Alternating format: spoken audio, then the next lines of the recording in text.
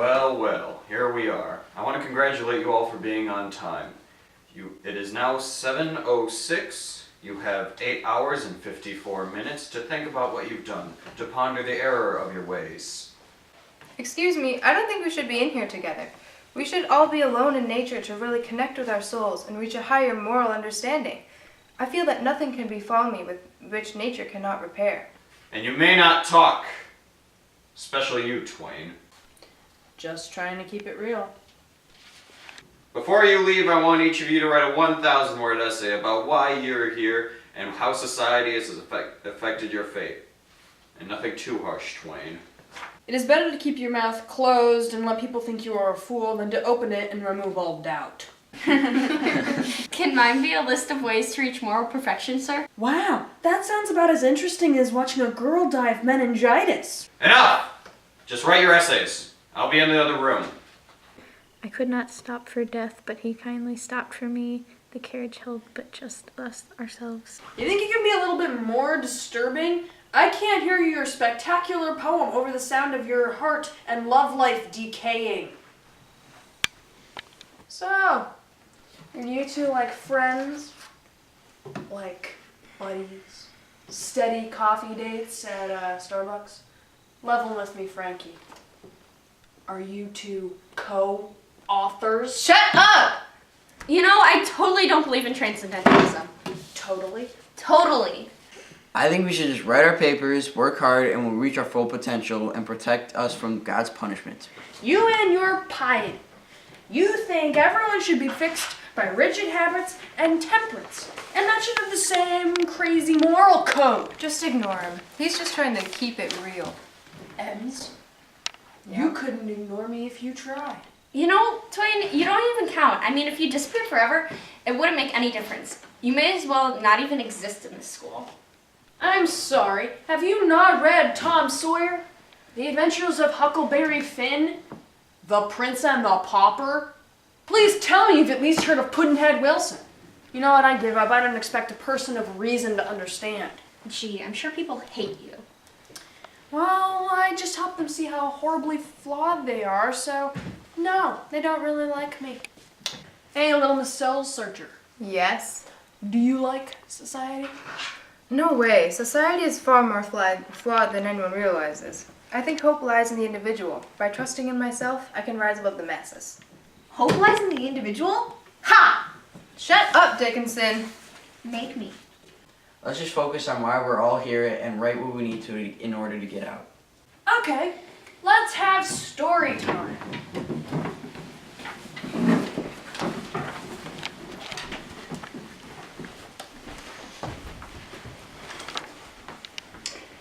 So, little Miss Pessimism, you go first. Tell us why you're doomed to detention on this fine morning. You don't have to if you don't want to, Dickinson. I can think for myself, thank you very much. I was put in here for vandalism. Was this real vandalism? Or just scratching out love notes to your lover on a desk? First of all, he's not my lover. And second of all, the notes were my thoughts about seclusion and how everyone should be alone more often. Shocker. So in summary, it wasn't real vandalism, just some scratches on a desk. Leave her alone. What? You think you're the head of the house? You control everyone? Everyone looks up to big ol' Frankie over here. We can't live without Frankie, can we? Why are you even here, huh? You're Mr. Perfect. Can't do anything wrong. No one goes through life without flaws. That's just it. Everyone thinks I run the place, always expecting perfection. I hate the pressure. I would rather be lesser known, just doing my own thing without everyone using me as a role model and watching every single move I make. So I decided to be spontaneous and do something no one would expect. You're fiery when you get rebellious. Grr. You know, I try to open up to you, give you what you want, and you do this to me. This is why no one likes you. But for the rest of you, I was confined here because I needed to shake up my clean record and call some attention to a movement. I'm going to be starting soon. And so I'm here because I punched some dark romantics. No offense. None taken. I understand your reasoning. Thanks. It's not even that I disagree with them. I just needed the attention. Anyways, goody two shoes. Why are you stuck in here?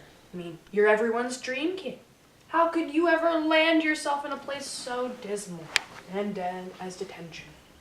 Well, I mean, Just cut him some slack. Gosh, why are you so interested in everyone's business anyways? What does this even matter to you? By pointing out all your mistakes, the major flaws of our society become obvious.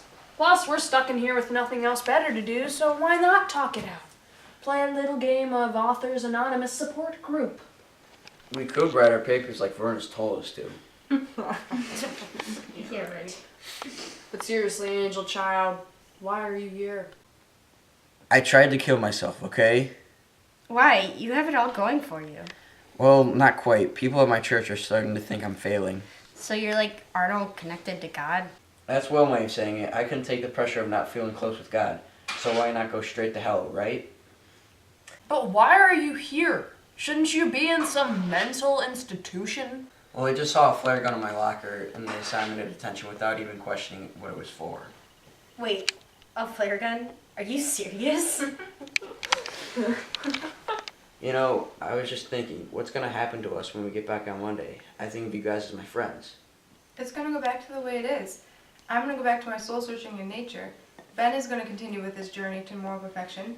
Emily is going back to her decrepit love life. You're gonna go back to being a naturally deprived sinner. And Twain, well, Twain is just gonna stay the same. You witch! He tells the truth and he tells it slant. You're so conceited, Ralph. You're so conceited. You really think we would all get along as friends? Do you think Emily will get along with all of Ben's friends at their philosopher salons?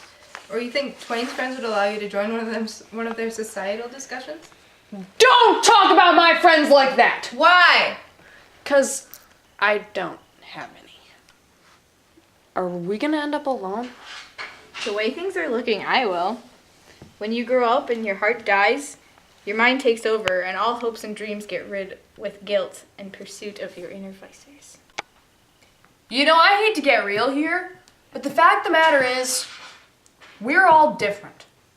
And our writing styles work together and balance each other out. I mean, we have more power together than we do alone. Without Peary McPherson, Frankfurter over here wouldn't even exist. And without him, Tree Hugger wouldn't have a cause. And without him, hashtag Forever Alone wouldn't have anything to be depressed about. And I wouldn't have anything to get all satirical over if it wasn't for her. We all go together. Hey Will, you're the most disciplined in the group.